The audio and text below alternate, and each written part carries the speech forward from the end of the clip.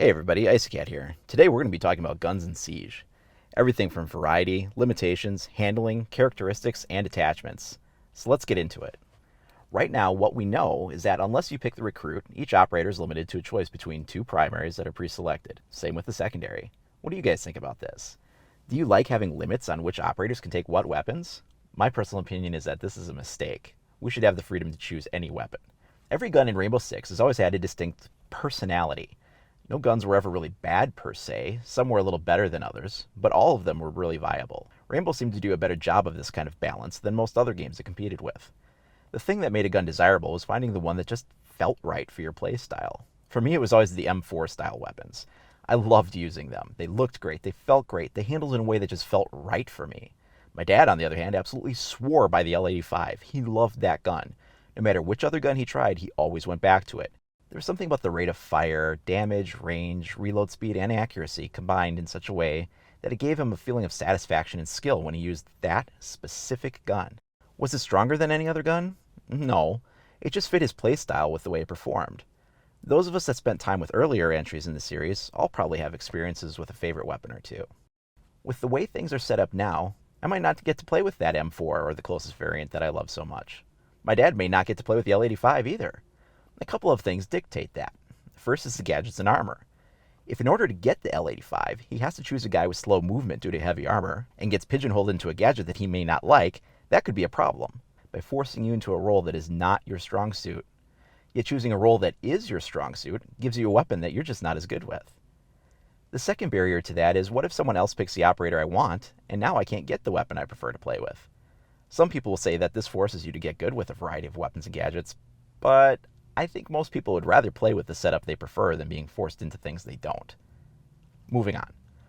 We know from the alpha gameplay that many of the guns in there didn't have that feeling of distinct personality. The recoil felt flat, ammo was handled in a strange way, some guns felt like pea shooters, the sound was awful, and more. The really good news is that they knew they were changing ammo and recoil before the alpha even started. Ammo was set up as a pool system for data mining purposes to see what players would do, and then reverse engineer the ideal ammo count based on how many shots players had been taking to drop someone. They made that clear going into the alpha, so that's fine. They also had outlined the recoil system, and what we saw wasn't the full implementation yet of what they had talked about. They also listened to feedback and made a bunch of changes already, so I'm pretty sure we're still going to get those distinct weapon personalities we wanted. Even audio design, they said, was just a placeholder for how each gun sounded. Hopefully they fully playtest every weapon to make sure that some guns are not seriously underpowered or unbalanced when compared to others. Lately, shooters have done a release first and then rebalanced with patches later. I know Siege can do better than this. I'm also glad to see the return of classic weapons. Other military shooters get away from classic weapons as they don't want to make each annual iteration of their game feel like it has the same old guns every time. And while I get that on one hand, on the other, I just like certain guns and get annoyed when they're replaced with things no one's ever heard of before just to keep it feeling fresh. I'm glad to see staple guns return here, like the G36, MP5, L85, and the P90. There's some new entries here as well, but classic guns are where it's at for me.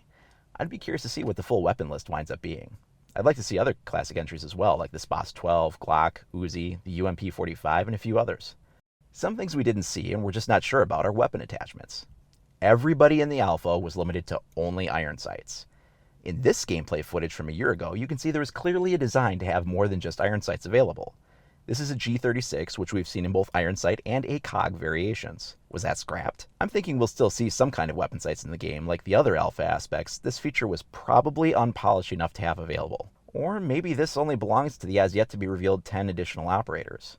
Having some kind of sights, though, is important. Not everyone is comfortable with iron sights. Red dots, holographic sights, and ACOGs are all pretty important customization decisions to how people play. Even things like extended mags or laser sights would allow people to really get into their specific playstyles more effectively. I want to be able to tune my gun to an almost simulator degree, much like you can do with cars in a game like Gran Turismo. A setup like Ghost Recon's Gunsmith system would be a fantastic customization feature. It's probably too much to hope for, though.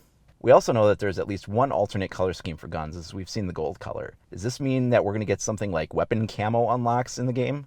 The other elephant in the room regarding weapons is a fire selector switch. In Rainbow Six games, you've always been able to toggle between fire states like semi-auto to full auto to better control accuracy and recoil when needed for precision shots.